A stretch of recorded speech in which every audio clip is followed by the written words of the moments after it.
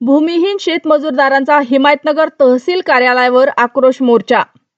हिमायतनगर तालुक्यातील पैनगंगा नदीकाठी असलेल्या दिघी गावासह परिसरातील भूमिहीन शेतमजुरांनी आपल्या न्याय मागण्यासाठी दिनांक 10 सप्टेंबर रोजी हिमायतनगर तहसील कार्यालयावर आक्रोश मोर्चा काढला। मागील 1.5 ते 2 महिन्यांपासून सुरू असलेल्या मुसळधार पावसामुळे शेतकऱ्यांचे जवळपास 90 ते 100% पीक पूर्णपणे नष्ट झाले आहे।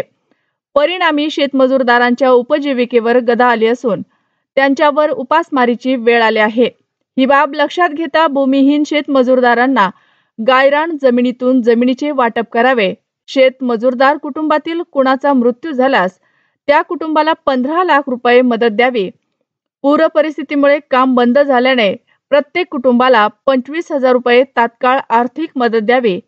काम उपलब्ध करून देण्यासाठी तातडीने रोजगार हमी योजना सुरू करावी आदी मागण्यांचे निवेदन तहसीलदार यांच्या मार्फत शासनाकडे पाठवण्यात आले आहे। हा मोर्चा राजू किसन गायकवाड व उत्तम गायकवाड यांच्या नेतृत्वाखाली पार पडला। यात मोठ्या संख्येने महिला व पुरुष मजूरदार सहभागी झाले होते। आमच्या मागण्या पूर्ण करा, नाहीतर खुर्च्या खाली करा। आमच्या मागण्या पूर्ण करा, नाहीतर खुर्च्या खाली करा। आमच्या मागण्या पूर्ण करा, नाहीतर खुर्च्या खाली करा।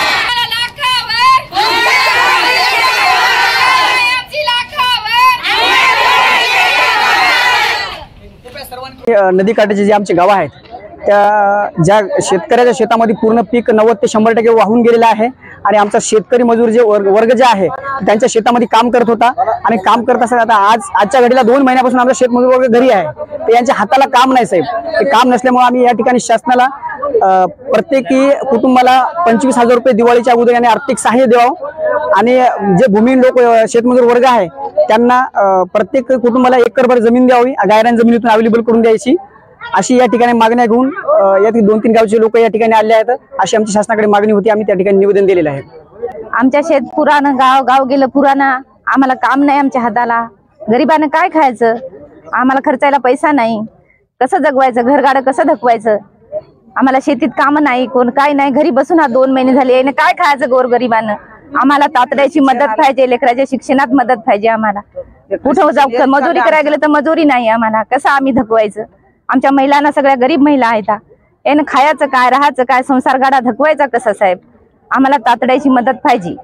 जर